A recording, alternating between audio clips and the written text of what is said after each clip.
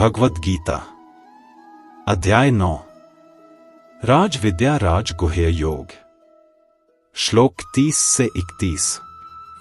अपि चेत्सु दुराचारो भजते मामन्य भाग साधुरेव समन्तव्य सम्यग् व्यवसितो हि सः क्षिप्रं भवति धर्मात्मा शश्वच्छान्ति निगच्छति कौन्तेय प्रतिजानीहि न मे भक्तः प्रणश्यति।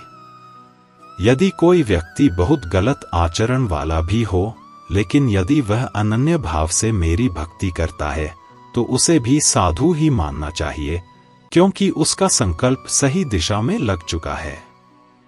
वह व्यक्ति जल्दी ही धर्मात्मा बन जाता है और स्थायी शांति को प्राप्त करता है।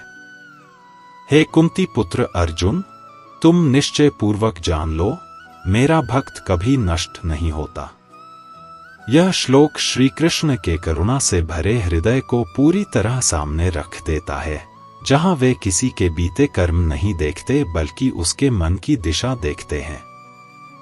श्री कृष्ण कहते हैं कि यदि कोई व्यक्ति जीवन में बहुत गलत रास्तों पर चला हो, उससे कई भूलें हुई हों, फिर भी यदि वह पूरे मन से बिना किसी और सहारे के केवल भगवान की भक्ति में लग जाए तो उसे भी साधु ही समझना चाहिए, क्योंकि अब उसका संकल्प सही दिशा में लग चुका है। इसे ऐसे समझिए जैसे कोई इंसान सालों तक गलत रास्ते पर चलता रहा हो, लेकिन जिस पल वह मुड़कर सही रास्ते पर चलना शुरू करता है, उसी पल उसका भविष्य बदलने लगता है और उसके पुराने कदम उसकी पहचान नहीं रहते। श्री कृष्ण यह नहीं कह रहे कि गलत कर्म सही हो जाते हैं, वे यह समझा रहे हैं कि सच्चा परिवर्तन भीतर से शुरू होता है। भक्ति केवल सिद्ध लोगों के लिए नहीं होती, बल्कि भक्ति ही इंसान को धीरे धीरे सिद्ध बनाती है। इस श्लोक से श्री कृष्ण हमें दो सरल और गहरी बातें सिखाते हैं।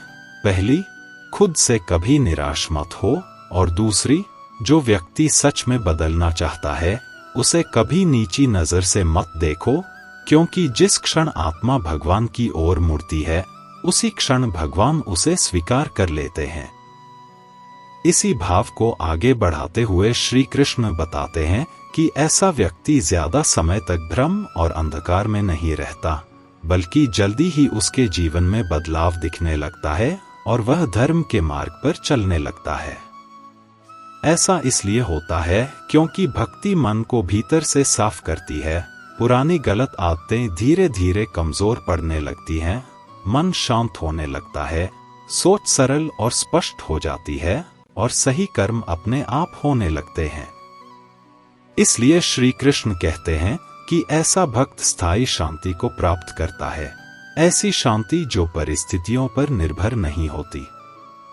अंत में श्री कृष्ण अर्जुन से बड़े विश्वास के साथ कहते हैं कि तुम यह बात सबको साफ साफ बता दो कि मेरा भक्त कभी नष्ट नहीं होता।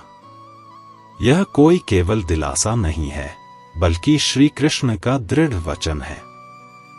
जीवन में कठिन समय आ सकता है, गिरावटें आ सकती हैं, लेकिन जो व्यक्ति सच्चे मन से भगवान की शरण में रहता है, उसका आध्यात्मिक पतन कभी नहीं होता, क्योंकि सच्ची भक्ति अंत में मनुष्य को ऊपर उठा ही लेती है।